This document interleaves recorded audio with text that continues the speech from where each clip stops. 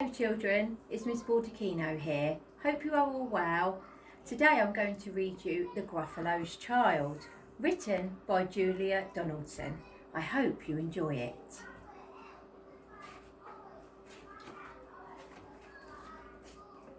The Gruffalo said that no Gruffalo should ever set foot in the deep dark wood. Why not? Why not? Because if you do, the big bad mouse will be after you. I met him once, said the Gruffalo. I met him a long, long time ago. What does he look like? Please tell us, Dad. Is he terribly big and terribly bad? I can't quite remember, the Gruffalo said.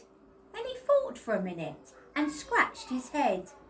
The big bad mouse is terribly strong and his scaly tail is terribly long. His eyes are like pools of terrible fire, and his terrible whiskers are tougher than wire. One snowy night, when the Gruffalo snored, the Gruffalo's child was feeling bored. The Gruffalo's child was feeling brave, so he tiptoed out of the Gruffalo cave. The snow fell fast and the wind blew wild. Into the wood went the Gruffalo's child. Aha! A trail in the snow. Whose is this trail and where does it go? A tail poked out of a log pile house. Could this be the tail of the big bad mouse?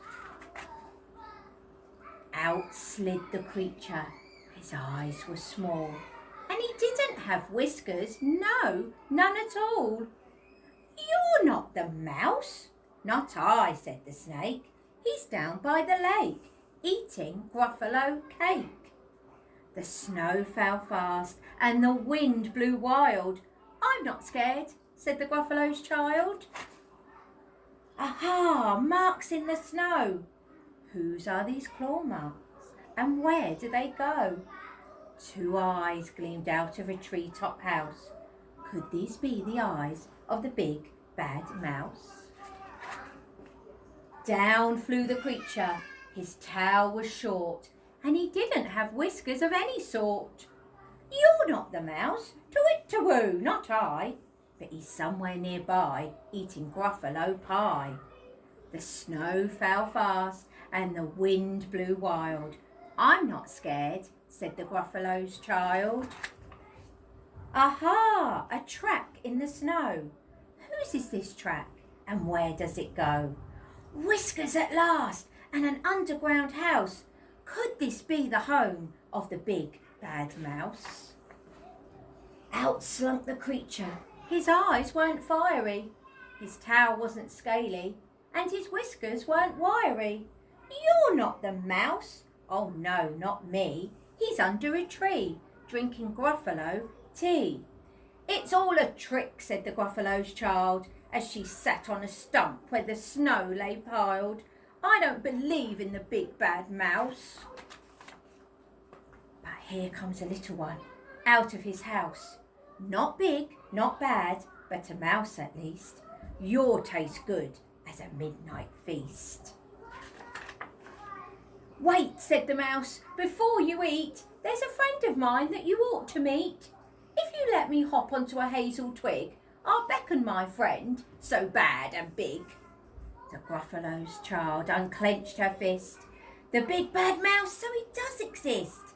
The mouse hopped onto the hazel tree. He beckoned, then said, just wait and see. Out came the moon. It was bright and round. A terrible shadow fell onto the ground. Who is this creature, so big, bad and strong? His tail and his whiskers are terribly long. His ears are enormous, and over his shoulder he carries a nut as big as a boulder. The big bad mouse, yelled the Gruffalo's child. The mouse jumped down from the twig and smiled. Aha, prints in the snow. Whose are these footprints and where do they go? And the Gruffalo snored and snored and snored.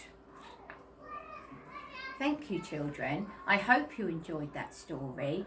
It's one of my favourites. I'm really looking forward to seeing you all soon and to seeing all your wonderful creations of sea creatures for our hall. Take care. See you soon. Bye bye.